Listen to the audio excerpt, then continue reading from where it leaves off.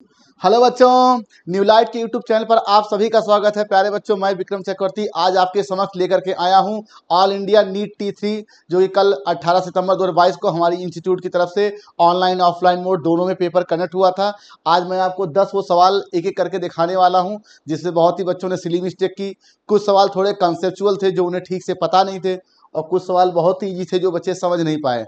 तो आज मैं एक एक करके उन सभी 10 सवालों को आपको विस्तार में दिखाने वाला हूं कि क्या दिक्कतें हुई बच्चों को पेपर करने में। ठीक है, तो आप लोग का सेशन पे स्वागत है प्यारे बच्चों। तो सबसे पहला क्वेश्चन हमारे सामने आता है 101। Given below are two statement. ये असर्शन रीजन के फॉर्मेट का क्वेश्चन है और ये नीट 2022 का इसी साल का क्वेश्चन है। ये आपको पता होना चाहिए, यही नीट 2022 का इस साल का क्वेश्चन है, ये नीट 22। ठीक, ये शासन का आया था all vertebrates are chordates but all chordates are not vertebrates. ये सेंटेंस सही है। Notochord replace by vertebral column in the adult vertebrate, ये भी सेंटेंस सही है और ये इसका करेक्ट एक्सप्लेनेशन है। देखिए कैसे, ये कॉर्डेट है। ठीक, कॉर्डेट की 3 कैटेगरी। पहला आपका यूरो कॉर्डेट, सिफेलो कॉर्डेट, और तीसरा आपका वर्टिब्रेट। ठीक, वर्टिब्रेट्स।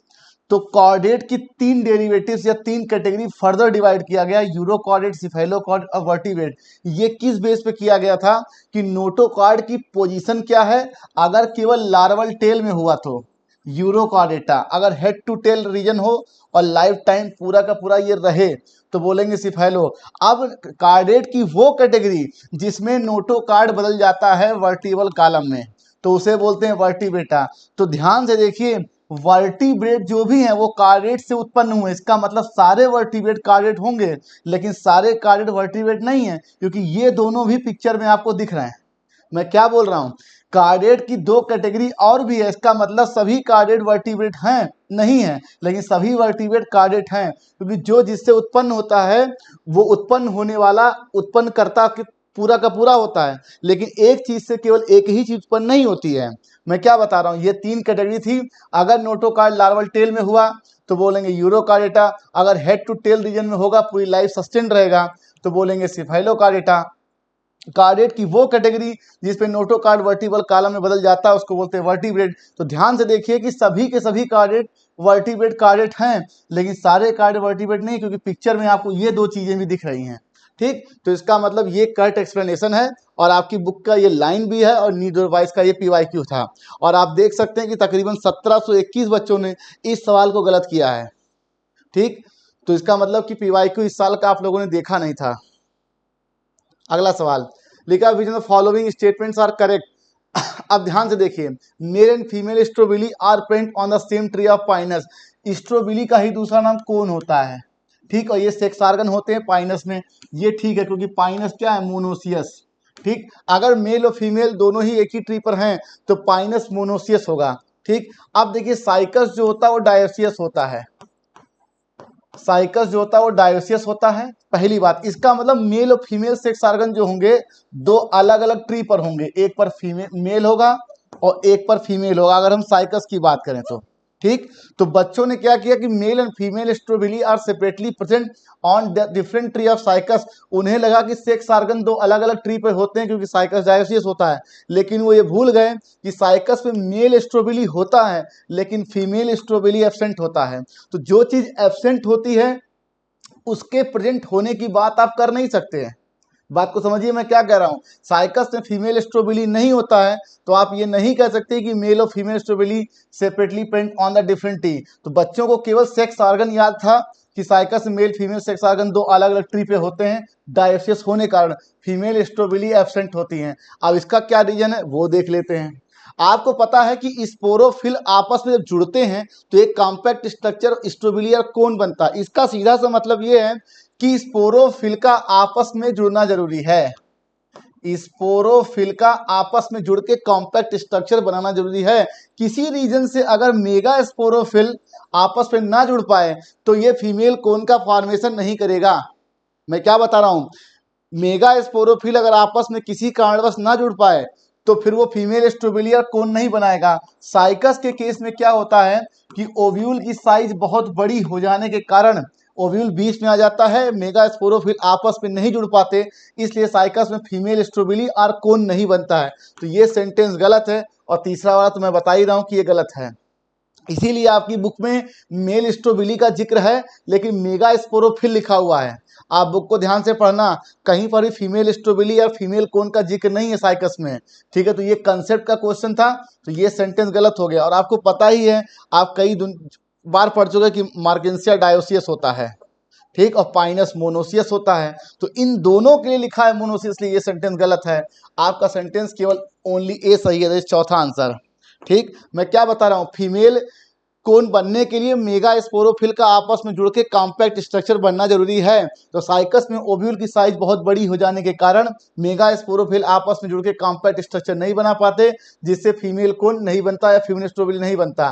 तो मेगा स्पोरोफिल आपका फीमेल सेक्स ऑर्गन है, ठीक है। तो बच्चों ने डायोसियस से मेल फीमेल सेपरेटली ट्री पर प्रेजेंट होने की बात समझी, लेकिन वो ये भूल गए कि फीमेल स्ट्रोबेली होता ही नहीं है, इसलिए सेंटेंस गलत हो गया।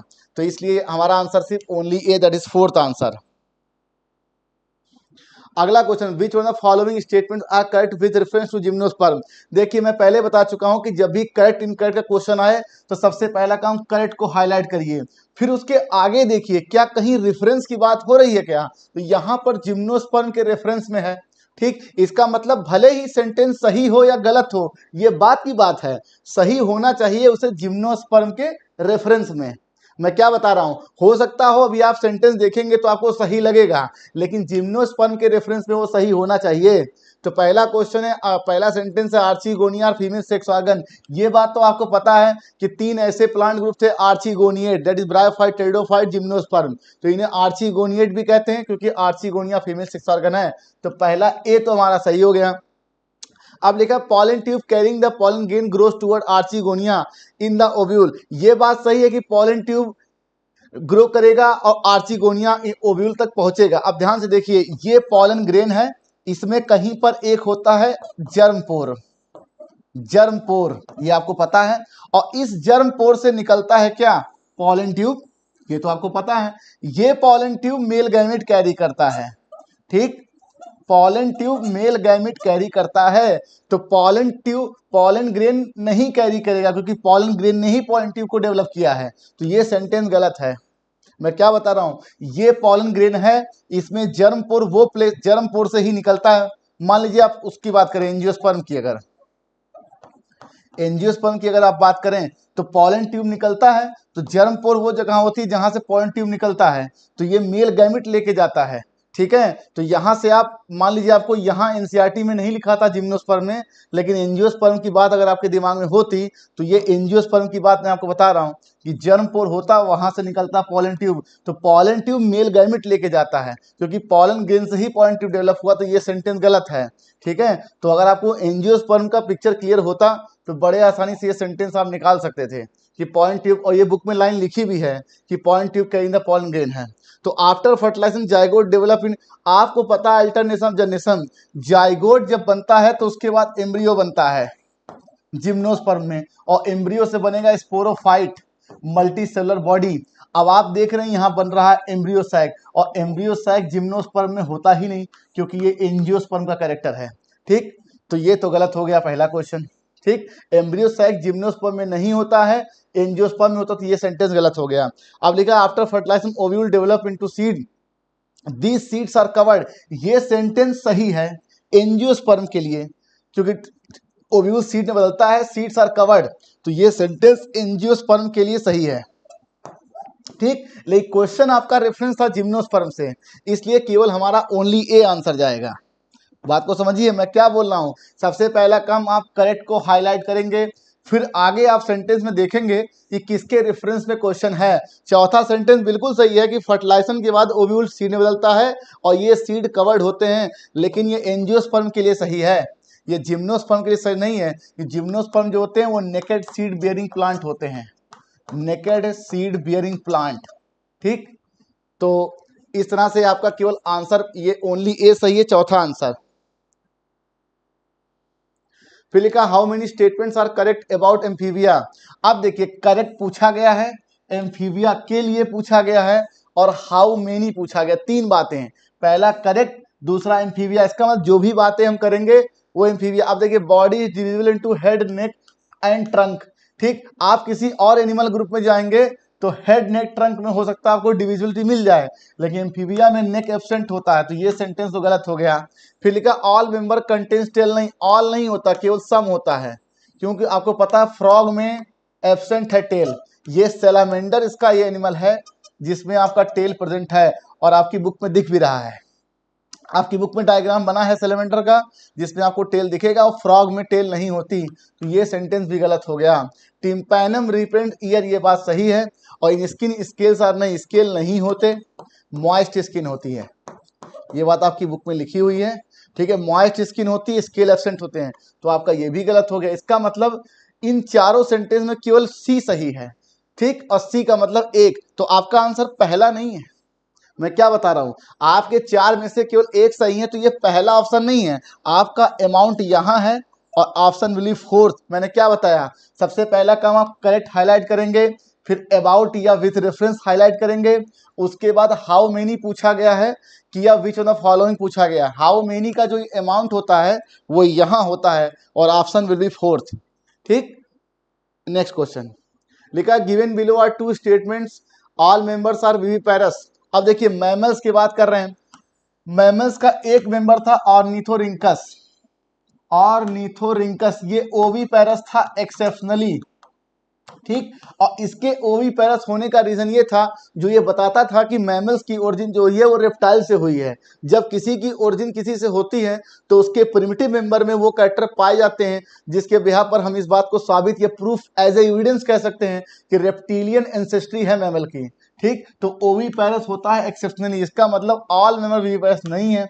अब दूसरे वाले सेंटेंस में बच्चों को दिक्कत हुई कि सर ऑल रेप्टाइल ओविपेरस हैं, ये भी गलत है। क्यों? क्योंकि हमारे मेंटर डॉक्टर एसपी सर अक्सर जब क्लास में पढ़ाते हैं तो एक फॉर्मूला बताते हैं V²H, ये V फॉर वाइपर, ठीक है, और V फॉर वाइपर विविपेरस, और ये हीमोटॉक्सिक। ध्यान से देखिए मैं क्या बता रहा हूं। ठीक, वाइपर जो होता है ये विविपेरस होता है और ये हीमोटॉक्सिक होता है। आपको पता है जो रेप्टाइल्स होते हैं, सांप होते हैं, स्नैक्स, उनके जहर दो प्रकार के होते हैं, एक न्यूरोटॉक्सिक होता है, हीमोटॉक्सिक होता है। न्यूरोटॉक्सिक जो होता है वो डायरेक्टली नर्वस सिस्टम पर अटैक करता है और हीमोटॉक्सिक जो होता है ब्लड पर अटैक करता है। तो वाइपर विविपेरस होता है, इसका मतलब ऑल रेप्टाइल्स आर ओविपेरस, ये गलत है। अब देखिए जब भी कोई बहुत बड़ा काम या बहुत इंपॉर्टेंट काम करना होता है तो भगवान ने, नेचर ने, विविपेरस एक एडवांस करेक्टर था और इसकी प्रैक्टिस, इसका रिहर्सल भगवान ने कई अलग अलग ग्रुप के एनिमल्स में किया। सबसे पहले विविपेरी का करेक्टर आया वूचरेरिया में, ठीक, उसके बाद आया स्कॉर्पियन में, उसके बाद आया स्कॉलियोडॉन में, स्कॉलियोडॉन जिसे हम डॉगफिश के नाम से जानते हैं, और इस पेपर में एक क्वेश्चन था भी। ठीक, और उसके बाद आया वाइपर में, और उसके बाद मैमल्स में आया। ठीक, बात को समझिए, इतनी जगहों पर आपकी पूरी एनिमल ग्रुप में बुचरेरिया, स्कॉर्पियन, स्कॉलिडॉन और मैमल्स, ठीक है, और मैमल्स में भी ऑर्निथोरिंकस को छोड़कर तो इतने ऐसे एनिमल हैं जिनमें विविपेरी पाई जाती है, क्योंकि विविपेरी एक एडवांस कैरेक्टर है। क्योंकि आपको पता, कोई भी कैरेक्टर किसी भी ऑर्जन का तभी एडवांस माना जाएगा जब कोई वो ऐसी एक्टिविटी, ऐसा एडाप्टेशन हो जिससे उसका खुद का सर्वाइवल बेटर हो जाए और आने वाली जनरेशन को भी वो बेटर कर सके। विविपेरी में प्रॉपरली एम्ब्रियोनिक केयर मिलता है और प्रॉपर प्रोटेक्शन मिलता है, इसलिए एक एडवांस करेक्टर था। और भगवान ने इसको उचरेरिया, स्कॉर्पियन, स्कॉर्पियन कई जगहों पर रिहर्सल करते हुए तब जाकर के मैमल में उन्होंने इस करेक्टर को लाया है। ठीक है, तो V²H का फॉर्मूला याद रखिएगा, ये वाइपर है, ये विविपेरस है और ये हीमोटॉक्सिक है। तो ये दोनों सेंटेंस गलत है, इस प्रकार से इसका आंसर ये पहला आ जाएगा।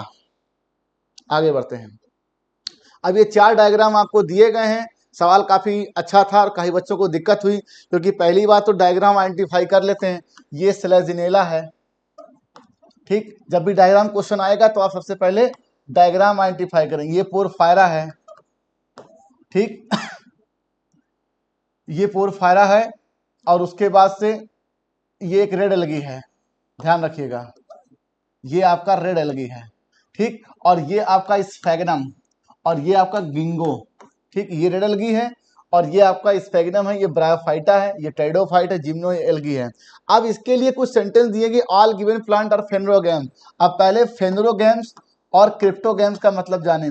ऐसे प्लांट ग्रुप जिसमें सेक्स ऑर्गन विजिबल हो, दिखाई पड़े प्रॉपरली, उनको बोलते हैं फेनोरोगैम्स। इसके मेंबर होते हैं जिम्नोस्पर्म, एंजियोस्पर्म। ऐसे प्लांट ग्रुप जिनमें सेक्स ऑर्गन हिडन हो, प्रॉपरली विजिबल ना हो, उन्हें बोलते हैं क्रिप्टोगैम्स। और क्रिप्टोगैम्स की 3 ग्रुप थे, एल्गी, ब्रायो और टेडो। इसीलिए आपके अनसॉल्व में कई बार पूछा गया है इनमें से कौन वेस्कुलर क्रिप्टोगैम्स है, मतलब जिसके पास वेस्कुलर टिश्यू भी हो और वो क्रिप्टोगैम्स है, टेरिडोफाइट। ठीक है, आपके पीवाई को क्वेश्चन है। तो सभी के सभी फेनोरोगैम्स नहीं है, क्योंकि फेनोरोगैम्स केवल ये है, जिम्नोस्पर्म। तो ये सेंटेंस गलत हो गया। In all given plant same type of life cycle pattern. आपको पता था 3 प्रकार की लाइफ साइकिल का पैटर्न था, हेप्लॉन्टिक, डिप्लॉन्टिक, हेप्लोडिप्लॉन्टिक। तो आपको पता है कि स्लेजिनेला और स्फेगनम ये दोनों ब्रायोटेडो के मेंबर हैं, तो इनमें हेप्लोडिप्लॉन्टिक होगा, इसमें हेप्लॉन्टिक होगा और इसमें डिप्लॉन्टिक होगा। इसका मतलब इन तीनों में अलग अलग लाइफ साइकिल का पैटर्न है, तो ये सेंटेंस नहीं हो सकता। अब देखिए यहां पर जो रेड एल्गी वाले होते हैं, ये मेल गैमिट नॉन मोटाइल होता है। रेड एल्गी में आपकी बुक में लिखा है, इनमें स्पोर भी नॉन मोटाइल है, गैमिट भी नॉन मोटाइल है, तो सभी में मोटाइल मेल गैमिट नहीं है। अब आपको पता है कि क्लोरोफिल ए एक यूनिवर्सल पिगमेंट होता है जो सियानोबैक्टीरिया में सबसे पहले आया था। कोई भी पौधा, कोई भी ऑर्गेनिज्म जो ऑक्सीजन का इवोल्यूशन कर रहा है या ऑक्सीजनिक है, फोटोसिंथेसिस कर रहा है, उसमें क्लोरोफिल जरूर ए होगा। अब उससे बड़ी बात, क्वेश्चन में पूछा गया था इनकरेक्ट, तो ए बी सी आपके गलत हैं, इसलिए आंसर विल बी थर्ड। बात को समझिए, ठीक है। ओनली डी नहीं लगाएंगे क्योंकि आपको इनकरेक्ट पूछा गया है, ठीक है। तो क्रिप्टोगैम्स, फिनोगैम्स का मतलब होता है ऐसे प्लांट ग्रुप जिनमें सेक्स ऑर्गन प्रॉपरली विजिबल ना हो, हिडन हो। तो ये एल्गी, ब्रायो, टेडो होगा। विजिबल हो तो फेनरो होगा, जिम्नोस्पर्म, एंजियोस्पर्म होंगे। सभी में लाइफ साइकिल का पैटर्न लगभग अलग अलग है और इसमें नॉन मोटाइल मेल गैमेट है क्योंकि ये रेड एल्गी का मेंबर है। तो ये भी गलत हो गया, ये भी गलत और ये भी गलत। और चौथा चूंकि यूनिवर्सल पिगमेंट है, ये तो होगा ही। तो चूंकि क्वेश्चन में पूछा गया था इनकरेक्ट, इसलिए ऑप्शन फोर्थ नहीं है, ऑप्शन थर्ड है।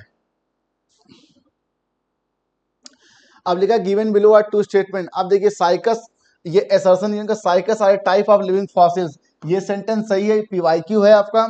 और साइकस में जो लाइफ साइकिल डिप्लॉन्टिक होती है, ये भी क्वेश्चन सही है। लेकिन लिविंग फॉसिल का संबंध डिप्लॉन्टिक लाइफ साइकिल पैटर्न से नहीं है, तो A is not correct expression of ए।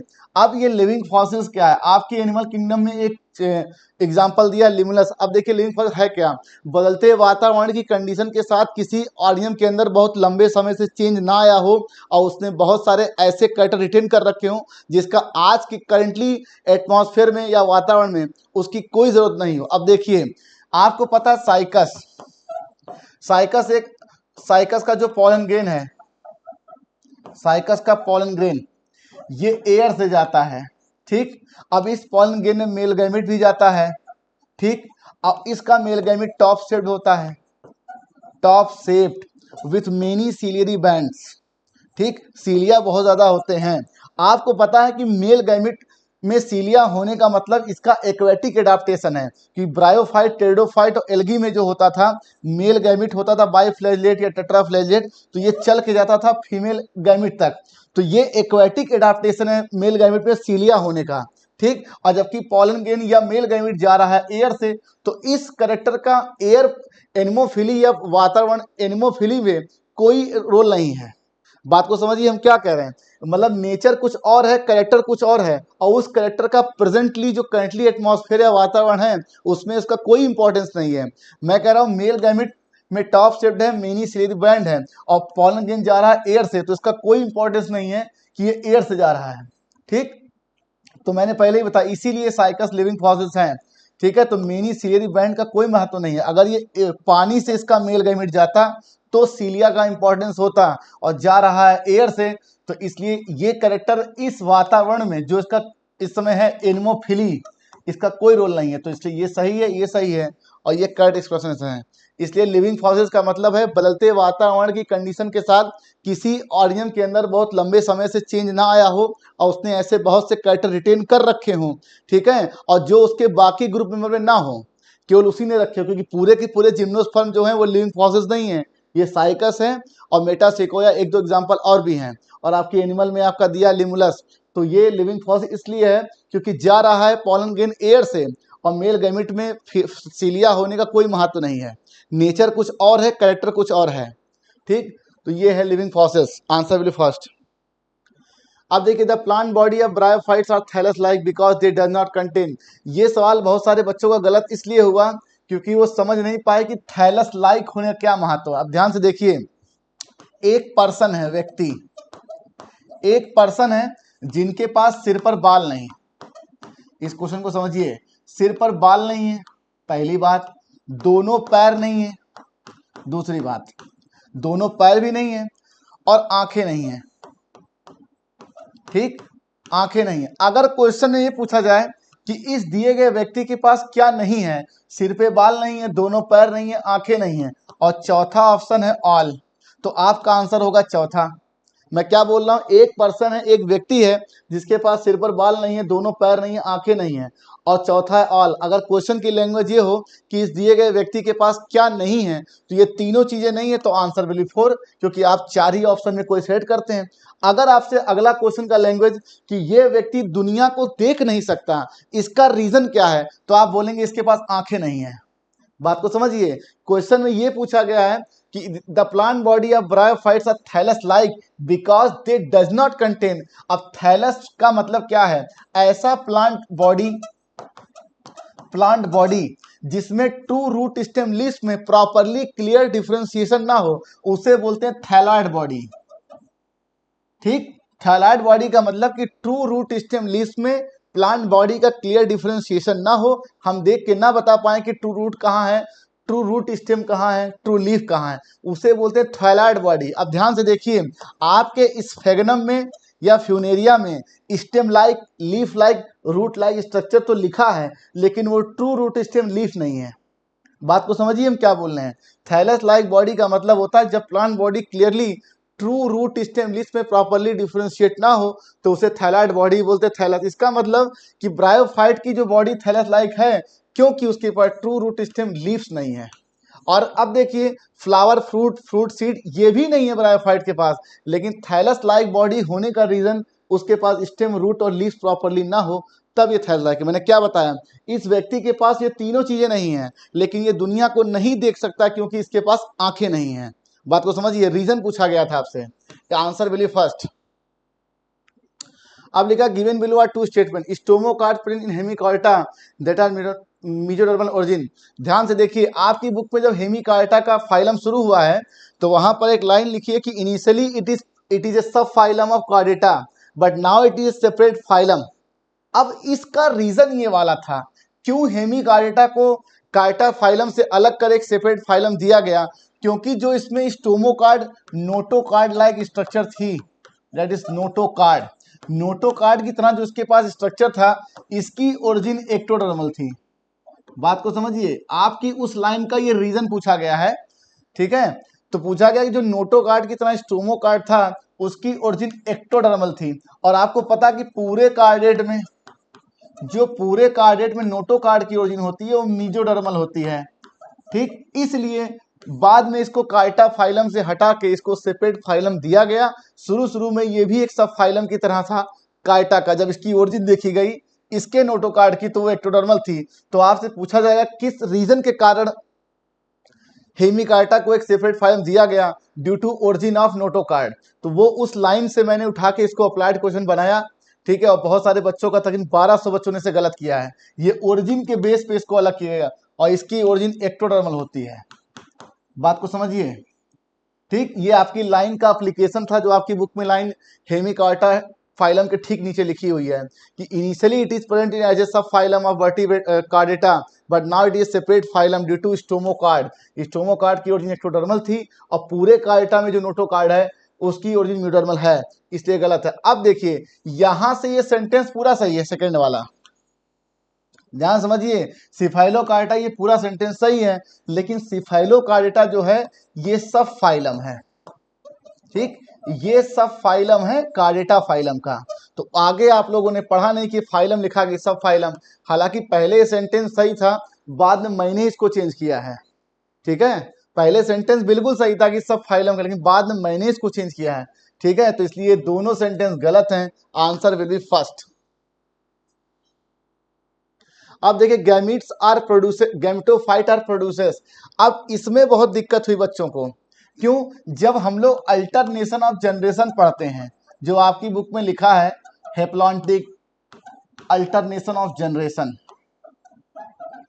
ठीक, जो आपकी बुक में लिखा हुआ है हेप्लॉन्टिक, डिप्लॉन्टिक, हेप्लोडिप्लॉन्टिक, वो अल्टरनेशन ऑफ जनरेशन के लिए लिखा गया है। जब आप सेक्सुअल साइकिल नॉर्मल बात करेंगे तो आप कहते हैं कि गैमेटोफाइट वो वेजिटेटिव स्ट्रक्चर है, गैमेटोफाइट जो गैमीट बनाता है, ठीक, स्पोरोफाइट वो है जो स्पोर बनाता है, ठीक। अब कमाल की बात, स्पोर सेक्सुअल स्पोर भी हो सकते हैं, दैट इज सेक्सुअल स्पोर, जिन्हें आप माइक्रोस्पोर और मेगा स्पोर के नाम से जानते हैं। बात खत्म, ठीक। तो जो आपकी अल्टरनेशन ऑफ जनरेशन में लिखी गई है, तो गैमेटोफाइट गैमीट बनाएगा, स्पोरोफाइट स्पोर बनाएगा, तो वहां पर ये सेक्सुअल स्पोर के रेफरेंस में लिखा गया है कि माइक्रोस्पोर या मेगा स्पोर, लेकिन स्पोर एसेक्सुअल भी होते हैं जिसका नाम है जू स्पोर।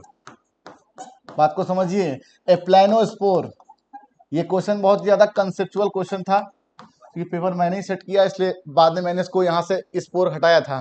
तो जू स्पोर, एप्लानोस्पोर, ये एसेक्सुअल स्पोर है जो एल्गी होती है, एल्गी, एल्गी की बॉडी थैलस लाइक होती है, ये आपको पता है, थैलस लाइक, और ये गैमेटोफाइट होती है, गैमेटोफाइट, ठीक।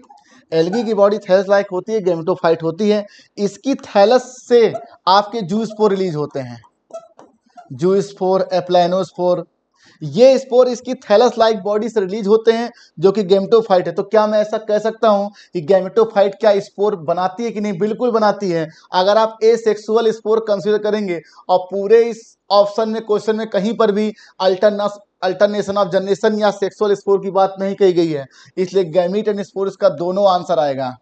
बात को समझिए, आप जो जनरली हेप्लॉन्टिक डिप्लॉन्टिक, हेप्लोडिप्लॉन्टिक पढ़ते हैं जो आपकी बुक में दिया हुआ है, तो यही पढ़ा जाता है, गैमेटोफाइट गैमीट बनाएगा, स्पोरोफाइट स्पोर बनाएगा। लेकिन जू स्पोर, एप्लानोस्पोर, ये सेक्सुअल स्पोर हैं जो थैलस से रिलीज होते हैं, इसका मतलब गैमेटोफाइट ने स्पोर बनाया है। तो इसका गैमीट एंड स्पोर दोनों, यहाँ पर कुछ नहीं मेंशन है कि हम सेक्सुअल स्पोर की बात कर रहे हैं या एसेक्सुअल की बात कर रहे हैं। तो प्यारे बच्चों, पेपर बहुत ही कंसेप्चुअल था, मैंने एनसीईआरटी की लाइनों को निकाल के उसको अप्लाइड करके दिखाया। हालांकि आप लोगों ने बढ़ चढ़ के पेपर में हिस्सा लिया और देख सकते हैं 1192 बच्चों ने इस क्वेश्चन गलत किया है। मेरा सेशन आप लोगों को कैसा लगा कमेंट बॉक्स में जरूर बताइएगा, और क्या इंप्रूवमेंट, क्या इंप्लीमेंट आप मुझसे चाहते हैं, क्योंकि पेपर मैं ही आपका सेट कर रहा हूं। ठीक है, thank you for watching the video. और एक जरूरी बात, अगर इन सवालों से आपने, इन 10 सवालों गलत करके अगर आपने 10 चीजें भी सीखी हैं, तो ये गलत होना आपके लिए फायदेमंद है। बात को समझिए, ठीक है। Okay, thank you for watching the video, और लाइक तो जरूर बनता है। Bye bye. हेलो दोस्तों, मैं आपका केमिस्ट्री मेंटर विमल सर आपका अपने बेहतरीन न्यू लाइट नीट चैनल पे स्वागत करता हूं। 18 सितंबर 2022 को all India NEET topic test series 3 जो आपका हुआ था, उसमें केमिस्ट्री के कुछ मोस्ट डाउटफुल क्वेश्चन का सेशन लेके आपके सामने आया हूं। अगर मैं इस क्वेश्चन को ये बोलूं कि आपसे ये गलत हुआ, तो ये कहना उचित नहीं है, क्योंकि ये वो क्वेश्चन है जो आपको कुछ नया सिखाना चाहते हैं, आपको कंसेप्चुअल बनाना चाहते हैं, ताकि आप आने वाले पेपर में गलतियां ना करें। क्योंकि गलतियां तो होना तय है, लेकिन हम गलतियों को मिनिमाइज कर सकते हैं प्रैक्टिस करके, एनालिसिस करके। जब भी पेपर दें, 3 बात का हमेशा ध्यान दें कि सबसे पहले प्रायोरिटी आती है नॉलेज की, जो हमको टीचर से मिलने वाला होता है, और दूसरा होता है एक्यूरेसी, और तीसरा स्पीड। तो सबसे पहले प्रीफर करो आप नॉलेज, फिर उसके बाद एक्यूरेसी पे अपना काम करो, ताकि लास्ट में करते करते गलती ना हो जाए। फिर उसके बाद तीसरा स्टेप आता है स्पीड। अगर एक बार एक्यूरेसी मेंटेन हो गई तो स्पीड अपने आप अच्छी हो जाएगी, और पेपर के लिए स्पीड बहुत ही बड़ा मायने रखता है। ठीक है, तो हम गलतियां करेंगे, लेकिन गलतियां करने के बाद हम उस पर एनालिसिस करेंगे गलतियां हुआ कहाँ पे हमसे। ठीक है, और गलतियां, मिस्टेक्स ईश्वर का दिया हुआ एक वरदान मानो, क्योंकि वही एक तरीका है जिससे हम अपने आप को बहुत प्यूरिफिकेशन कर सकते हैं और फाइनेस्ट कर सकते हैं। और एग्जामिनेशन के पॉइंट ऑफ व्यू बातें करें तो वही हमको एक अच्छे लेवल में ले जाएंगी। तो प्रत्येक गलतियां से सीख लें और उससे हमेशा मोटिवेटेड रहें। कभी भी अगर गलतियां हो जाए तो पॉजिटिव फीलिंग रखें कि यार अच्छा हमने यहाँ पे कमी कर दिया, चलो अगली बार इस तरीके से हम नहीं करेंगे। तो इन्हीं सारी बातों को लेके हम सारे क्वेश्चन को डिस्कशन यहाँ पे करेंगे, और आप कॉपी और पेन लेके ज़रूर बैठिए, ताकि जो भी कंसेप्ट आपको किसी भी टीचर के द्वारा मिले आप उसको लिखिए ज़रूर, क्योंकि लिखने से आप कंसंट्रेट होंगे और अपनी गलतियाँ को सुधारने की कोशिश करेंगे। तो चलिए शुरू करते हैं क्वेश्चन नंबर 99 से। उसमें देखते हैं कि हम आप लोगों से गलतियाँ कहाँ पे, ठीक है। क्वेश्चन नंबर 99 में IUPAC नाम पूछा जा रहा है आपसे। तो इस कंपाउंड को ध्यान से देखिए। इस कंपाउंड में दो फंक्शनल ग्रुप मौजूद हैं। फंक्शनल ग्रुप का मतलब होता है कि वो फंक्शन को डिफाइन करे, और फंक्शन को डिफाइन करने का मतलब होता है कि कंपाउंड की रिएक्टिविटी उसी पे डिपेंड करती है। तो यहाँ पे जो CN है और OH है, अल्कोहल और cyanide, CN chemically more reactive होता है अल्कोहल से। तो इसी को हम लोग बोलते हैं प्रायोरिटी आर्डर। तो प्रायोरिटी आर्डर कुछ होता नहीं है, फंक्शनल ग्रुप के रिएक्टिविटी के बेसिस पे उसको डिवाइड किया जाता है। तो यहाँ पे CN जो होता है वो केमिकली मोर रिएक्टिव होता है अल्कोहल से। तो अब जिसका रिएक्टिविटी बहुत ज़्यादा होता है, तो नंबरिंग हम वहीं से शुरू करते हैं और उसको मिनिमम सबसे कम लोकेंट देते हैं। अगर कार्बन है तो नंबरिंग वहीं से शुरू करते हैं, और नंबरिंग देने के बाद हम मूव करते हैं 3 स्टेप में। उधर चलते हैं जिधर ज़्यादा से ज़्यादा लोग मिले, जिधर जल्दी से जल्दी लोग मिले, और जिधर अच्छे से अच्छे लोग मिले। अच्छे से अच्छे लोग मिलने का मतलब होता है कि अल्फ़ाबेटिकली जो पहले मिल जाए, ठीक है। तो यहाँ पे देखें तो जो OH CN होता है, इसकी रिएक्टिविटी अल्कोहल के कंपेयर में ज़्यादा होती है। क्या होती है? रिएक्टिविटी। इसका मतलब इसका होता है कि रिएक्टिविटी इसकी ज़्यादा होती है। तो नंबरिंग तो हम यहीं से शुरू करेंगे, ठीक है। तो CN को पहला नंबर अलॉट करेंगे क्योंकि इसके पास कार्बन भी मौजूद है, ठीक। तो नंबरिंग हम यहीं से शुरू कर दिए। अब मूव किधर करें? इधर जाने पे अब अगर ये अलग अलग होते, अल्कोहल ग्रुप साइनाइड ग्रुप अलग अलग होते, तो सभी के सभी फंक्शनल ग्रुप की तरह ट्रीट करते। बट यहाँ पे दोनों हो गए, तो कोई स्ट्रांग है और कोई कमजोर, तो स्ट्रांग वाला रूल करेगा। ये तो नियम भी है, ठीक है। लेकिन नंबरिंग करते समय हम इस तरीके से मूव करेंगे कि ताकि प्रीफिक्स यानी जिसको सब्स्टिट्यूएंट मानते हैं उसको मिनिमम लोकेंट प्रोवाइड हो। तो ये भी प्रीफिक्स है। अल्कोहल जब प्रीफिक्स की तरह बनता है तो उसको हम लोग लिखते हैं हाइड्रोक्सी। हाइड्रोक्सी। तो यहाँ पे 1 2 3 पे हाइड्रोक्सी मिल रहा है, इधर चलने पे 1 2 पे ब्रोमो मिल जा रहा है। तो हम चलेंगे इधर, क्योंकि जल्दी जल्दी जिधर से लोग मिले उधर प्रीफर करते हैं नंबरिंग का चलना, ठीक है। तो 2 हो जाएगा, 3 4 5 6। तो इसके अकॉर्डिंग देखें तो अब नंबरिंग करने के बाद जब हम IUPAC नाम लिखें तो नाम लिखते समय हमेशा अल्फ़ाबेटिकली कंसिडरेशन को ध्यान में रखते हैं, ठीक है। तो अल्फ़ाबेटिकली सबसे पहले कौन आएगा? ब्रोमो। बी से शुरू हो रहा है, हाइड्रोक्सी H से, तो आपका आ जाएगा 2 ब्रोमो, 2 ब्रोमो 5 हाइड्रोक्सी।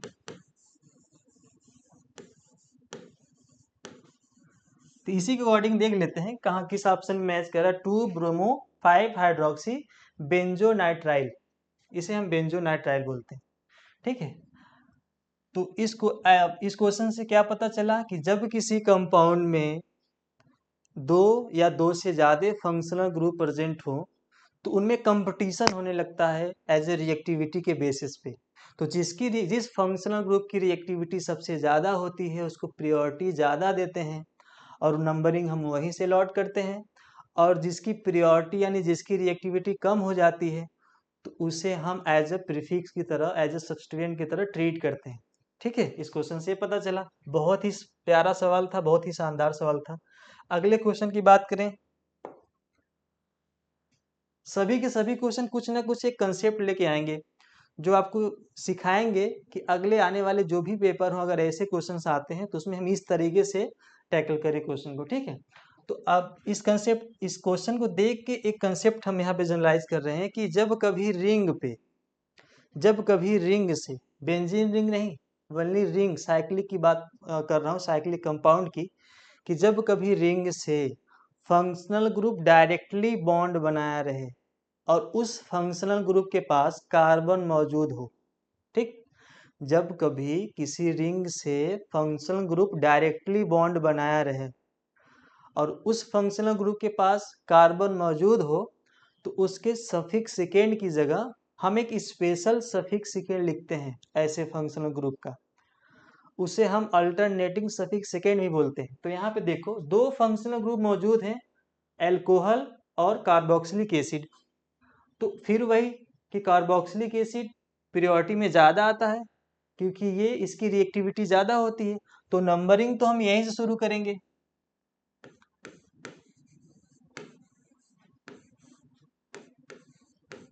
क्योंकि रिएक्टिविटी की बात करें तो कार्बोक्सिलिक एसिड की रिएक्टिविटी ज़्यादा होती है। ठीक है, अब नंबरिंग तो हम यहीं शुरू करेंगे। और अब ये जो दूसरा वाला फंक्शनल ग्रुप है ये प्रीफिक्स की तरह ट्रीट करेगा।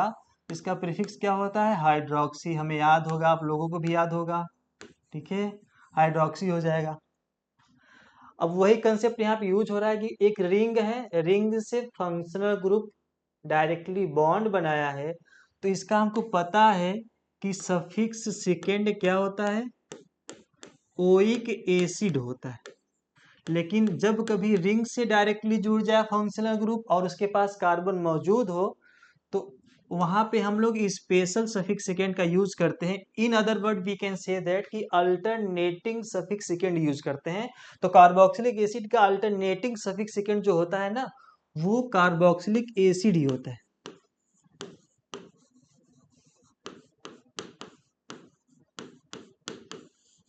ठीक, तो 1 2 3 4 5 6, तो इसके अकॉर्डिंग ऑप्शन को देखते हैं।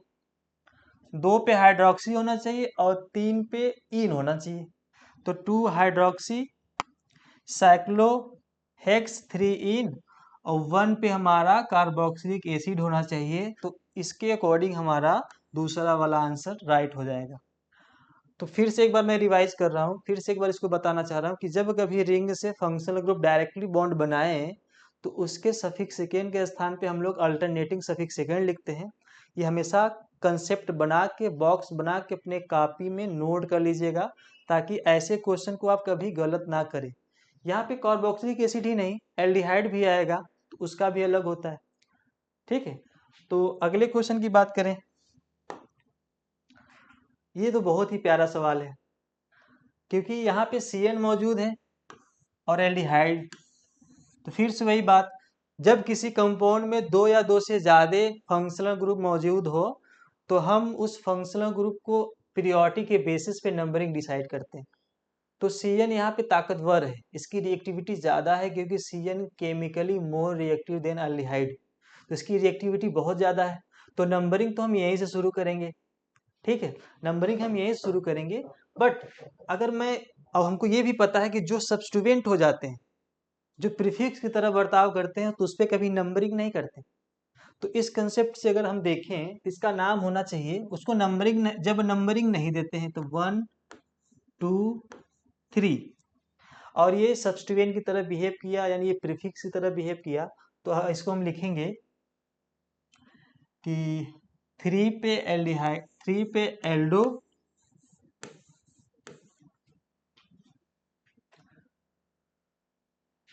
और propane nitrile.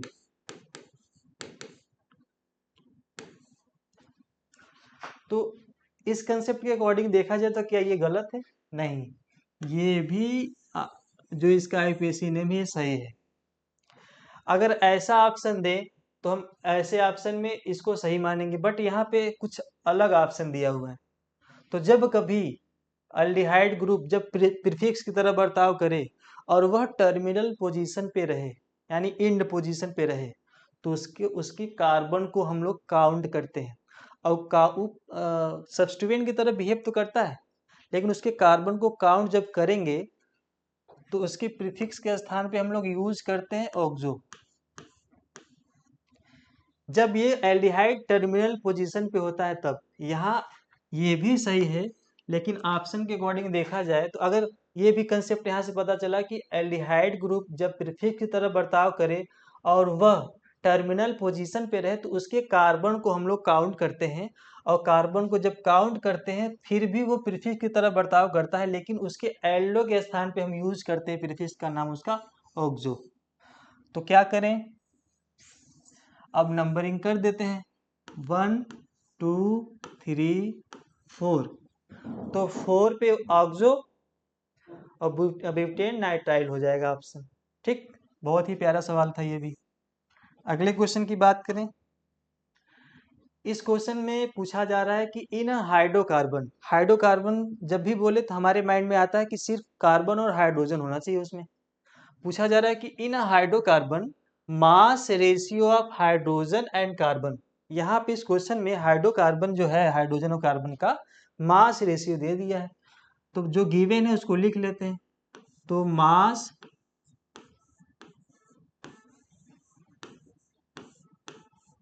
Mass ratio of carbon hydrogen दिया है 3:1 दे दिया है। अब हमको पता है कि इसका जो मोलर मास रेशियो होता है, molar mass ratio of carbon hydrogen, वो होता है 12:1। अगर मैं इसको A बोलूं और इसको B, तो इनका फिर से अगर मैं रेशियो निकालूं, A/B निकालूं, तो हो गया 3:1/12:1। इसको सॉल्व करने पे 1:4। इससे ये पता चल रहा है कि कार्बन का एटम 1, हाइड्रोजन का 4, और इससे जो फार्मूला बनने वाला है वो बनने वाला है CH4। CH4, तो CH4 ऑप्शन में देखते हैं, तो ये मेरा राइट आंसर हो जाएगा। ठीक है, तो ये पूछा जा रहा था in hydrocarbon mass ratio of hydrogen and carbon is 1:3। तो एम्पेरिकल फार्मूला पूछ रहा था आपका हाइड्रोकार्बन का, तो एम्पेरिकल फार्मूला यही बन के आया CH4। ठीक है, ये बहुत ही आसान सवाल था। अगले क्वेश्चन की बात करें। ठीक है, फिर से IPSC नेम पूछा जा रहा है। अब यहाँ पे जो लड़ाइयाँ हो रही हैं वो डबल बॉन्ड और ट्रिपल बॉन्ड के बीच में हो रही हैं। तो डबल बॉन्ड और ट्रिपल बॉन्ड के बीच में लड़ाइयाँ हो रही हैं, तो रिएक्टिविटी देख लेते हैं किसका ज़्यादा होता है। तो जो रिएक्टिविटी होती है वो डबल बॉन्ड का ज़्यादा होता है ट्रिपल बॉन्ड से। क्यों? क्योंकि डबल बॉन्ड जो होता है वो sp2 हाइब्रिडाइजेशन होता है इसका। ठीक है, और ट्रिपल बॉन्ड में कार्बन का sp3 हाइब्रिडाइजेशन होता है। और हमको पता है कि जितना ज़्यादा परसेंटेज ऑफ s कैरेक्टर होगा वो उतना ही न्यूक्लियस के करीब जाएगा, और न्यूक्लियस के करीब जाएगा तो स्पाई बॉन्ड में इलेक्ट्रॉन बाई इलेक्ट्रॉन होते हैं, इलेक्ट्रॉन के ऊपर नेगेटिव चार्ज। तो जितना ज़्यादा परसेंटेज ऑफ s कैरेक्टर होगा उतना ही वो न्यूक्लियस के करीब जाएगा, और जितना ही न्यूक्लियस के करीब जाएगा तो इलेक्ट्रॉन पे नेगेटिव चार्ज और न्यूक्लियस पे पॉजिटिव चार्ज हो जाने की वजह से उतना ही ज़्यादा अट्रैक्शन होगा, और अट्रैक्शन से हमेशा एनर्जी कम होती है, स्टेबिलिटी ज़्यादा होती है। तो इसमें देखा जाए तो 50% होता है परसेंटेज ऑफ एस कैरेक्टर, इसमें 33.3% होता है।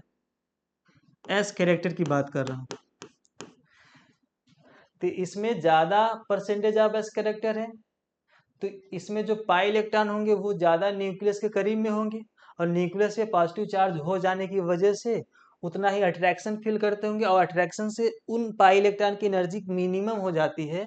और जब एनर्जी मिनिमम हो जाती है तो स्टेबिलिटी मैक्सिमम होगी, तो अब वो रिएक्टिव नहीं रहे, वो उतना रिएक्टिव नहीं रहे। जबकि ये थोड़ा दूर है तो उतना ज़्यादा न्यूक्लियस से अट्रैक्शन नहीं है इनके पाई इलेक्ट्रॉन, तो उतना ही ज़्यादा उनकी एनर्जी थोड़ी ज़्यादा रहेगी। और जिस किसी की एनर्जी ज़्यादा होती है, जिस किसी स्पीसीज की एनर्जी ज़्यादा होती है और स्टेबिलिटी कम होती है, उसे एक शब्द में हम लोग बोलते हैं रिएक्टिव स्पीसीज। उन्हें बोलते हैं रिएक्टिव स्पीसीज। तो रिएक्टिविटी का आर्डर देखा जाए तो डबल बॉन्ड का ज़्यादा होता है ट्रिपल बॉन्ड से। तो यहीं से हम लोग नंबरिंग शुरू करेंगे, क्योंकि डबल बॉन्ड का रिएक्टिविटी ज़्यादा होती है। लेकिन हाँ, चलते समय ये भी माइंड में ध्यान रखेंगे कि हमें ट्रिपल बॉन्ड को मिनिमम लोकेंट भी देना है। तो अगर नंबरिंग हम यहाँ से भी कर सकते थे 1, तो हमको इधर ही आना था 2, 3, 4, यहाँ पे 5 पे मिल रहा था हमारा ट्रिपल बॉन्ड को नंबरिंग। तो हम करेंगे क्या, इसको मिनिमम लोकेंट देंगे। तो 1, 2, 3, 4, 5, 6, इसके अकॉर्डिंग देखिए कौन सा ऑप्शन हो जाएगा। और लिखते समय हम हमेशा अल्फ़ाबेटिकली कंसिडरेशन को ध्यान देते हैं। तो 5 पे ब्रोमो यानी 5 पे ब्रोमो, 6 पे क्लोरो, 1 पे इन होगा तो 1 साइक्लोहेक्सीन और 3 पे आइन, तो 1 will be the right answer हमारा हो जाएगा। तो रिएक्टिव फंक्शनल ग्रुप का मतलब ये होता है कि उस ग्रुप के फंक्शन को डिफाइन करना। फंक्शन को डिफाइन करने का मतलब होता है कि रिएक्टिविटी को डिफाइन करो। तो रिएक्टिविटी जिसकी जितनी ज़्यादा रहेगी उतना उसको हम नंबरिंग देते हैं पहला। तो रिएक्ट और दुनिया के सारे स्पीसीज, दुनिया के सारे मॉलिक्यूल अपने आप को स्टेबल पाना चाहते हैं, और जितना ज़्यादा स्टेबिलिटी उनको मिलेगी उतना होना चाहेंगे। और ये सांसारिक जीवन में भी है, क्योंकि हम लोग भी कहीं ना कहीं से स्टेबल ही होना चाहते हैं। ठीक है, तो ये स्टेबिलिटी के अकॉर्डिंग हम लोग देखें, रिएक्टिविटी के अकॉर्डिंग, तो ये आईपीएसी नेम हो जाएगा। ठीक है, अगले क्वेश्चन की बात करें। ये भी गजब का सवाल है, इसमें भी दो फंक्शनल ग्रुप मौजूद हैं। तो carboxylic acid as a functional group की तरह ट्रीट करेगा, और OH यहाँ पे प्रीफिक्स की तरह ट्रीट करेगा, जिसका यूज करते हैं हाइड्रोक्सी।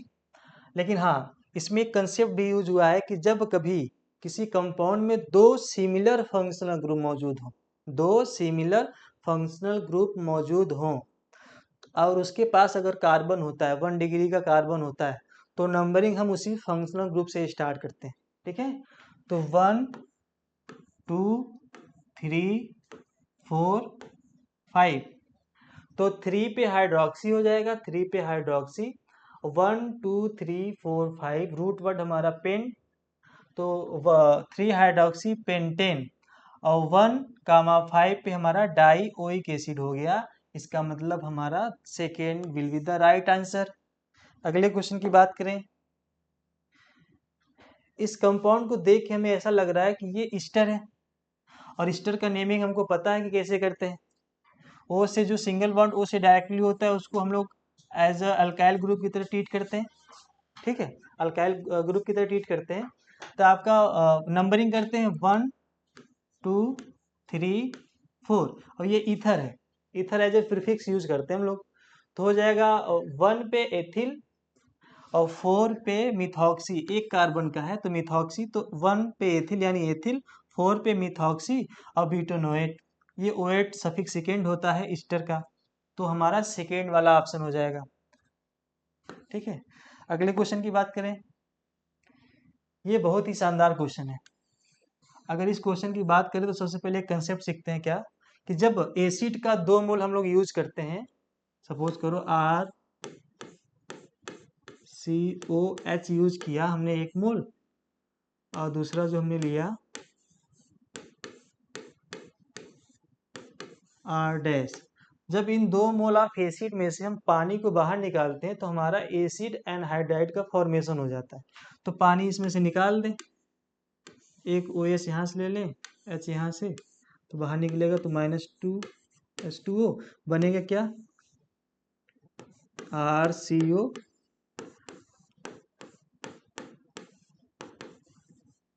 ठीक है, तो जब भी अगर एसिड एनहाइड्राइड का कंसेप्ट आए या आईपीएसी पूछे तो करते क्या है, इनको इन बॉन्ड को ब्रेक कर दें। ठीक है, इनके बॉन्ड को हम ब्रेक कर दें और सभी को OH दे दें।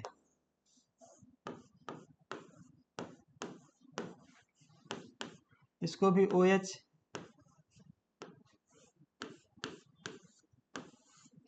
और इनका नाम हम आईपीएसी के अकॉर्डिंग लिखें तो होगा 1, 2, 3, 4, तो हो जाएगा ब्यूटेनोइक एसिड।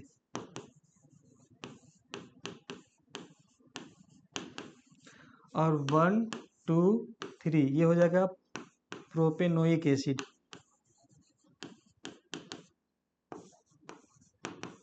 तो इसका जब भी अगर एसिड एनहाइड्राइड का कंसेप्ट मिले तो आप बॉन्ड को, बीच वाले बॉन्ड को ब्रेक कर दो जहाँ पे ऑक्सीजन होता है, और बॉन्ड ब्रेक करने के बाद दोनों को OH लगा दो, और उनका आईपीएसी नेम ऐसे लिख लो तो ब्यूटेनोइक एसिड प्रोपेनोइक एसिड हो जाएगा।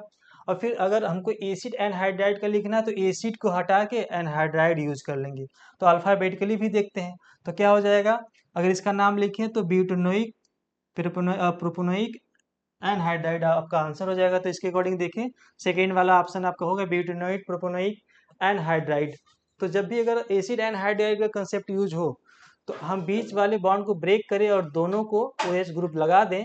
उसके अकॉर्डिंग क्या करें, हम नेमिंग लिख लें और नेमिंग के बाद एसिड को हटा के वहाँ पे एनहाइड्राइड यूज कर देंगे तो आपका एसिड एनहाइड्राइड का IUPAC हम लोग लिख पाएंगे। ठीक है, तो ये क्या हो जाएगा, एसिड एनहाइड्राइड का अकॉर्डिंग हम लोग देखेंगे, सेकेंड वाला हमारा ऑप्शन हो जाएगा। अगले क्वेश्चन की बात करें, पूछा जा रहा है कि at STP 1 mole of gas occupy a volume of 22.4 litre. ये जो कही जा रही है ये जो at STP 1 mole of the gas occupy, ये एवोगैड्रो लॉ ने दिया था, इसके अकॉर्डिंग ही माना जाता है। तो थर्ड वाला आपका आंसर हो जाएगा। ठीक है, अगले क्वेश्चन की बात करें, फिर से IUPAC का नाम पूछा जा रहा है इस कंपाउंड में। अब फिर से यहाँ पे एक कंसेप्ट का हम लोग यूज करते हैं, जब किसी कंपाउंड के पास 3 या 3 से ज़्यादा, जब कभी किसी कंपाउंड के पास 3 या 3 से ज़्यादा सिमिलर फंक्शनल ग्रुप मौजूद होते हैं तो उसके सफिक्स सेकेंड के स्थान पे हम लोग फिर से अल्टरनेटिंग सफिक्स सेकेंड लिखते हैं, यानी कि स्पेशल सफिक्स सेकेंड उस फंक्शनल ग्रुप का लिखा जाता है। और नंबरिंग हम अब फंक्शनल ग्रुप से नहीं करते हैं। ठीक है, तो क्या ये कंपाउंड है, इसमें 3 CN ग्रुप लगे हुए हैं, हमने बोला 3 या 3 से ज़्यादा सिमिलर फंक्शनल ग्रुप मौजूद हो तो हम नंबरिंग यहाँ से नहीं करते, भले उसके पास कार्बन हो। दूसरा कंसेप्ट इसमें क्या है कि इस हम लोग इसका अल्टरनेटिंग सफिक्स सेकेंड यूज करते हैं। तो अल्टरनेटिंग सफिक्स सेकेंड साइनाइड का जो होता है वो कार्बोनाइट्राइल यूज करते हैं। ठीक है, तो अगर मैं अल्टरनेटिंग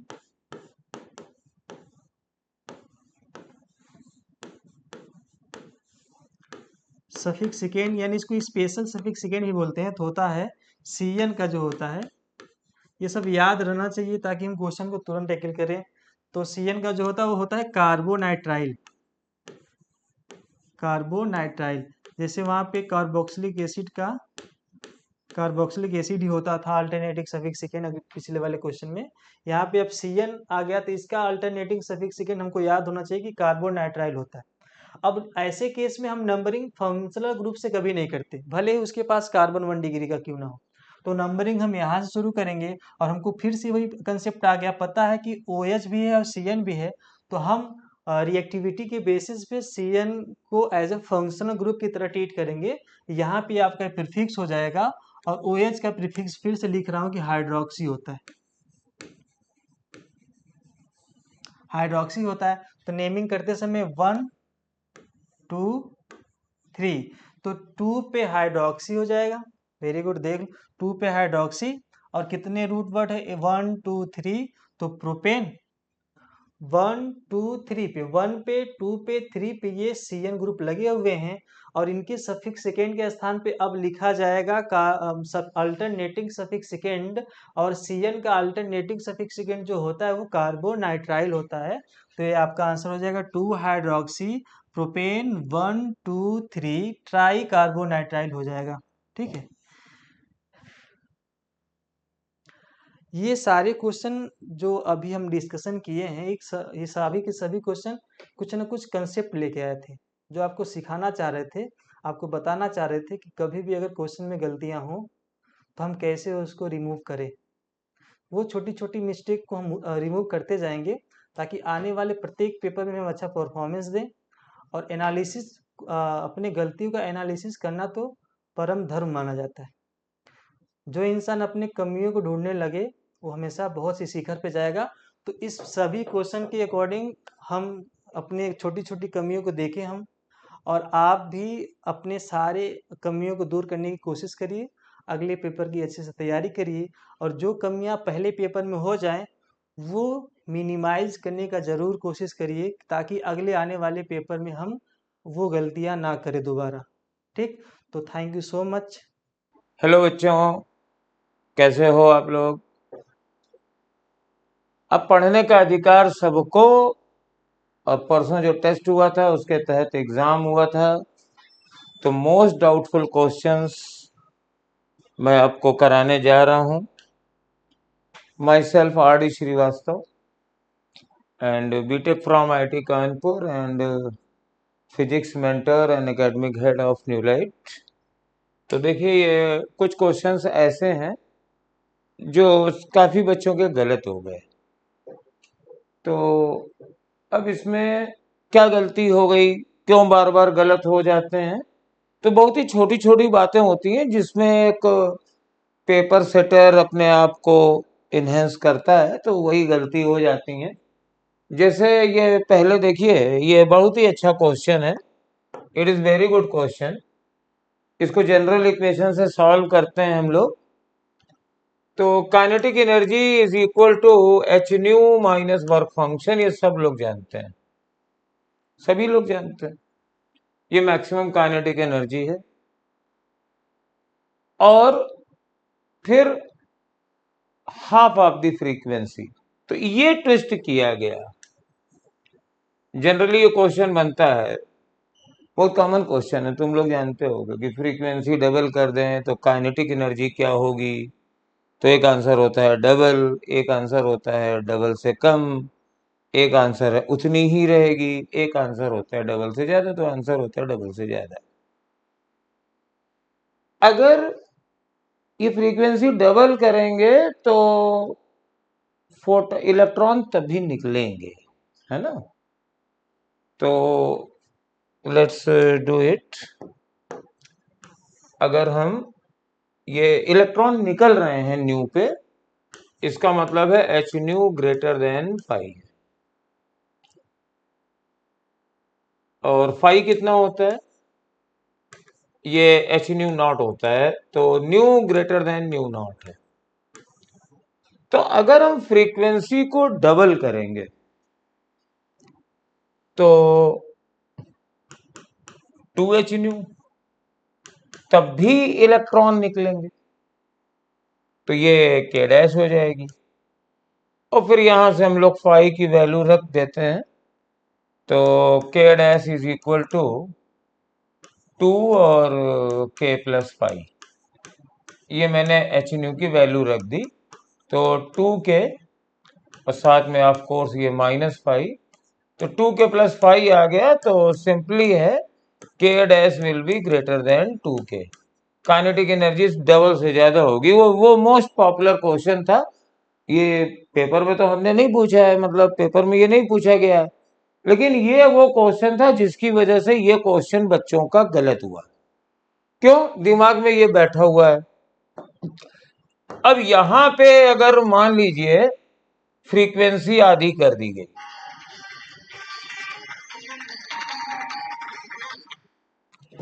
तो नई वाली kinetic energy this time, let me change the colour, किसी और कलर से करते हैं क्योंकि व्हाइट में तो क्वेश्चन है। यस, ये सही है।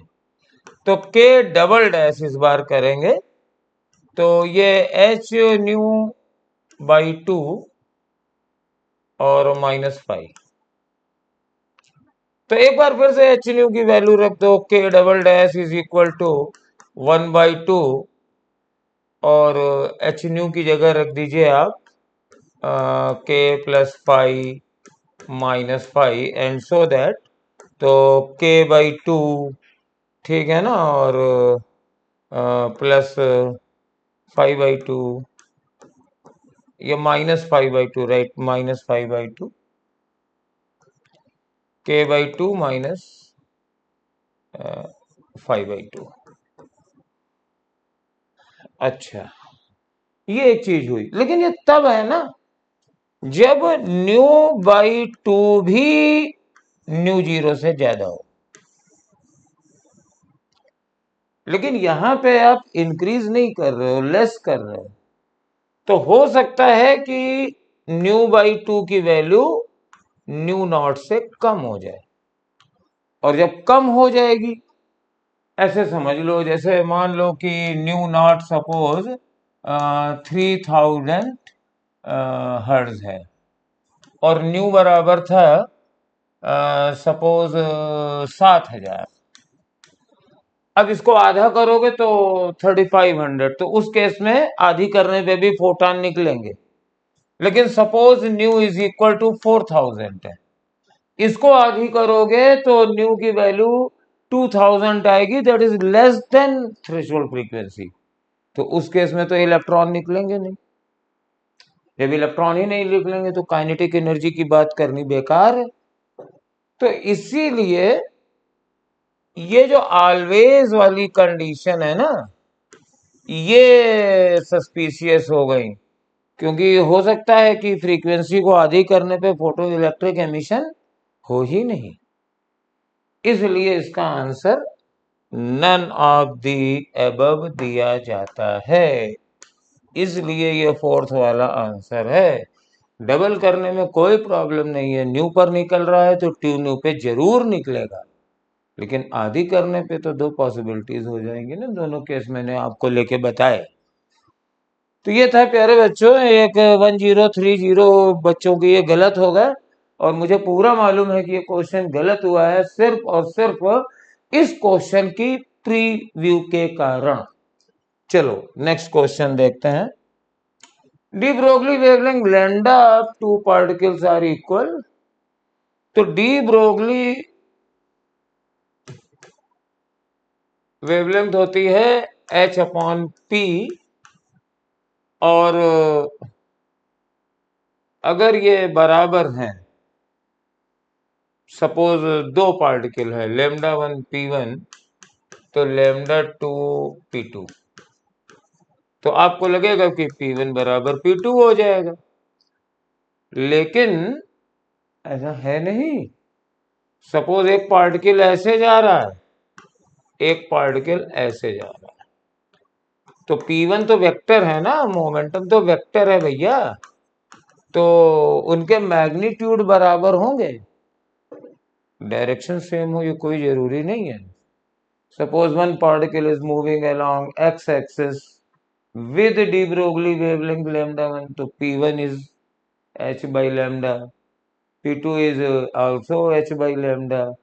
lambda दोनों बराबर हैं तो magnitudes will be same, direction same हो ये कोई जरूरी नहीं। तो अगर हम ये कहें कि p1 इक्वल टू p2, दो बॉडीज के मोमेंटम सेम है, तो implies λ1 is equal to λ2, because if momentum are same then magnitude will also be same, de Broglie wavelength will be same। but अगर हम कहें कि λ1 λ2 है तो momentum need not be equal. Yes, उनके मैग्नीट्यूड अवर्स बराबर होंगे, तो यहां पर वेलोसिटीज इक्वल हो ये कोई जरूरी नहीं है, क्योंकि मासेस अगर डिफरेंट हुए तो वेलोसिटीज भी अलग होंगी, मोमेंटम के मैग्नीट्यूड सेम है। मासेस इक्वल हो ये भी कोई जरूरी नहीं है, मोमेंटम का मैग्नीट्यूड सेम है, तो अगर वेलोसिटीज इक्वल नहीं हुई तो मासेस भी इक्वल नहीं होंगे। मोमेंटम भी इक्वल होगा कोई जरूरी नहीं, बिकॉज ऑफ डायरेक्शन। तो खाली product of mass and speed are equal, इसमें डायरेक्शन का कोई लोचा नहीं है। और मोमेंटम का मतलब ये होता है मास इनटू स्पीड। तो ये फोर्थ आंसर सही था। ये गूगली वाले क्वेश्चन थे, कठिन नहीं थे, सोचने पे मजबूर करते हैं। These are not difficult questions, but ये आपको कुछ सोचने पे मजबूर करते हैं। ये बड़ा ही सिंपल क्वेश्चन है, और ये क्यों लोगों को गलत हुआ, शायद पढ़ा नहीं होगा ठीक से। ये देखो फॉल्स है, इलेक्ट्रिक करंट वेक्टर नहीं होती है, क्योंकि ये पैरेललोग्राम लॉ फॉलो नहीं करती है। और ये भी फॉल्स है, क्योंकि सिर्फ मैग्नीट्यूड और डायरेक्शन का होना जरूरी नहीं है, उनको वेक्टर रूल्स भी फॉलो करना जरूरी है। तो इसलिए दोनों फॉल्स हैं, तो फोर्थ वाला आंसर हो जाएगा। तो ये थोड़ा सा पढ़ने वाली चीज थी, कोई कठिन नहीं था। इससे सिंपल क्वेश्चन क्या होगा, एंगल निकालना है, तो cos theta is equal to होता है f dot D upon mod of F और मॉड ऑफ डी। तो एफ डॉट डी ले लो, 3 इंटू 5 आई और आई वाले, 4 इंटू 4 और -5 इंटू 3 अपॉन दोनों के मैग्नीट्यूड √50 होंगे। निकाल के देख लीजिए, 3 स्क्वायर 4 स्क्वायर 25, 5 का square 25 √50 and same coefficients are same. 5 बस इंटरचेंज है बट वैल्यूज आर सेम। तो ये cos थीटा आ रहा है, तो ये तो कैंसिल हो गया और ये 16/50 है, तो 32/100 है, मतलब 0.32 है। तो theta is equal to cos inverse 0.32। तो यस, थर्ड वाला आंसर सही। ये स्ट्रेट फॉरवर्ड था और ये क्वेश्चन गलत नहीं होना चाहिए था। देखो, नीट में सिंपल क्वेश्चन कभी गलत मत कर। कठिन गलत होता है तो कोई बड़ी बात नहीं है, बहुत सारे लोगों का गलत होगा और रैंक पे ज्यादा फर्क नहीं पड़ता है। लेकिन अगर इस टाइप के सिंपल, बिल्कुल भिंडी टाइप के क्वेश्चन गलत हो गए तो फिर आपकी रैंक तुरंत इफेक्ट हो जाएगी। तो नेवर, सरल क्वेश्चन गलत करना पाप है, ये समझ। चलिए, ये वैल्यूज हैं, निकाल लो इन्हें। तो 15, 12, 9। तो इसको करने का एक तरीका तो ये है कि a is equal to b plus c दिया हुआ है और you have to find angle between c and a। तो put b is equal to a minus c और सपोज इनके बीच का एंगल थीटा मान लिया हमने। Let angle between a and c is theta. तो यहाँ फार्मूला लगा देंगे, b square is equal to a square plus c square minus 2ac cos theta. Substitute all the values and you answer आ जाएगा इसका। एक तरीका और भी है, वो मैं आपको बताना चाहता हूं। इसको देख के मेरी आंखें चमक गई, क्योंकि ये 3, 4, 5 का रेशियो है। तो इसका मतलब है कि राइट एंगल ट्रायंगल है। तो बना लीजिए, ये बना लीजिए 9, ये बना लीजिए 12 और ये वाली बना लीजिए 30। ये मैंने ABC तीनों बना लिया। अब ए कौन सा है? ए 15 वाला है। ओह, ये 15 है, तो ए 15 वाला ये वेक्टर ए होगा। तो ये 12 और 9 वाले बी और सी होगा। तो ए बराबर बी और सी है ना, तो बना दीजिए। ये बी मान लीजिए, ये सी मान लीजिए और ये ए मान लीजिए। तो b plus c equal to a, right. Angle between a and c, यानी मुझे ये एंगल चाहिए और ये एंगल तो आपको याद ही होगा। ये एंगल कितना होता है? ये 53 होता है। या थीटा मान लो, थीटा मान लोगे तो cos इनवर्स 9/15 भी कर सकते हो या साइन इनवर्स 12/15 भी कर दोगे। तो देखो आंसर क्या है, cos में है, cos में है 3/5, फर्स्ट वाला होगा। ये रेशियो 3/5 है। साइन वाला में एक ही है, तो लेकिन ये 3/4 नहीं आ रहा। चलो भाई, नेक्स्ट क्वेश्चन आते हैं। तो लॉग लेमडा लॉग ई के बीच में ग्राफ खींचना है। तो E is equal to h c upon lambda. तो lambda is equal to h c upon E. तो log lambda is equal to log h c minus log E. अब अपने variables को पहचानो। ये वाई एक्सिस पर है, लॉग एच सी तो कांस्टेंट है और ये एक्स एक्सिस पे है। तो इंटरसेप्ट पॉजिटिव है और स्लोप नेगेटिव है। थर्ड आंसर आ जाएगा। स्ट्रेट लाइन तो प्लॉट करनी आनी ही चाहिए। वैसे भी यार देखो, नहीं भी आनी चाहिए तो एक बात समझ में आ जानी चाहिए इसको बेवकूफों की तरीके से बताएं। Suppose you don't know how to plot straight line, ठीक है, ये नहीं होगा, क्योंकि ये सबको मालूम होता है कि जब ऐसे ग्राफ ओरिजिन से जाएगा तो ये कांस्टेंट टर्म नहीं होता, ये डायरेक्टली प्रोपोर्शनल शेप होती है, ये कांस्टेंट वाला टर्म नहीं होना चाहिए। ये भी नहीं होगा, ये तो लॉग लेमडा हमेशा सेम रहेगा, तो चाहे जो ई हो लेमडा सेम होगा, तो सेम तो नहीं है। और ये करवाएगा नहीं क्योंकि स्ट्रेट लाइन पहचान ही रहे, तो इसमें कंफ्यूज आपको कराया ही नहीं गया है, बिल्कुल सीधे कर लेना चाहिए था। चलिए नेक्स्ट पे आते हैं। वर्क फंक्शन दोनों पे डिपेंड करता है। अब आप कहेंगे हमने तो पढ़ा सिर्फ मेटल पे ही डिपेंड करता है। हाँ, लेकिन सर नेचर ऑफ सरफेस पे डिपेंड करता है। जो मेटल की सरफेस होती है, कई बार इलेक्ट्रॉन को जल्दी निकालने के लिए इस पे कुछ बेरियम स्ट्रोंशियम ऑक्साइड की कोटिंग कर देते हैं, तो ये लेयर्स इलेक्ट्रोनिगेटिव होती हैं और फिर कम एनर्जी से भी कैलकुलेट हो जाती है। तो it both metals and nature of surface दोनों पे डिपेंड करता है। इस पे मत लिख देना, कुछ बच्चे इस पे लिख देते हैं, कहते हैं sir phi is equal to H nu nought, तो न्यू पे डिपेंड तो करती है।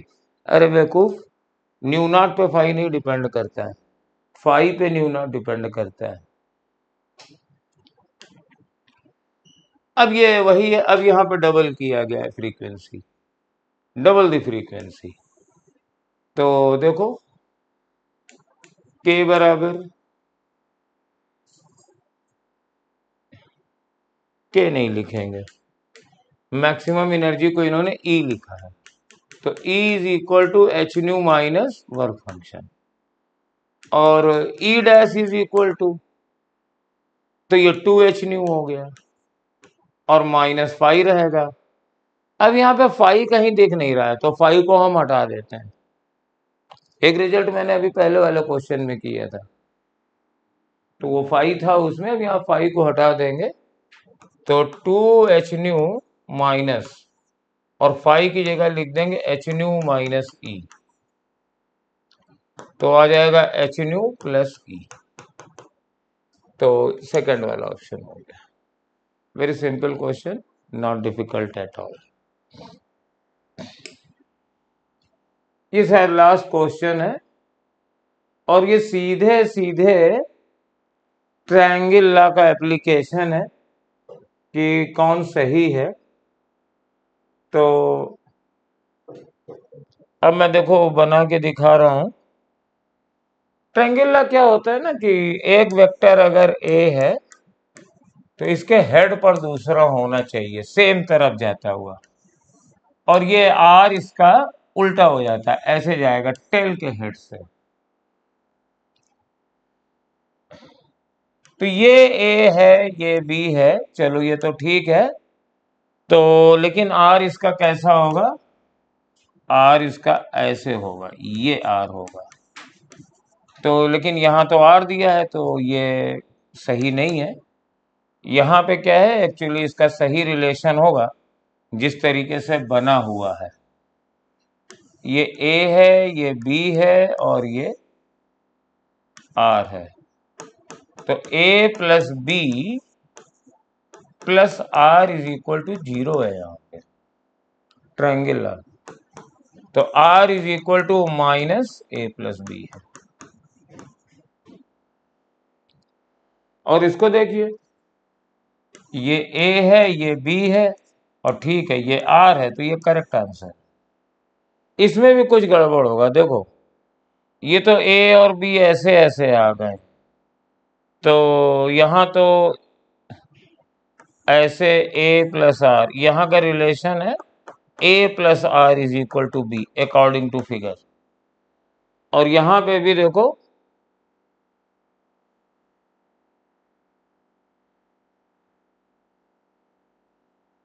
हाँ ये भी गलत है, सॉरी ये भी गलत है, मैंने ध्यान नहीं दिया, ये एरो उल्टा है। तो यहाँ पर r plus b is equal to a है, ऐसे ऐसे फिर ऐसे, तो ये रिलेशन है r is equal to a plus b, और ये बनेगा a plus b equal to r. तो फोर्थ आंसर सही है। सिंपल ट्रायंगल का डायग्राम पर बेस्ड क्वेश्चन था और आसानी से आप लोग कर सकते थे। तो बच्चों ऑल द बेस्ट।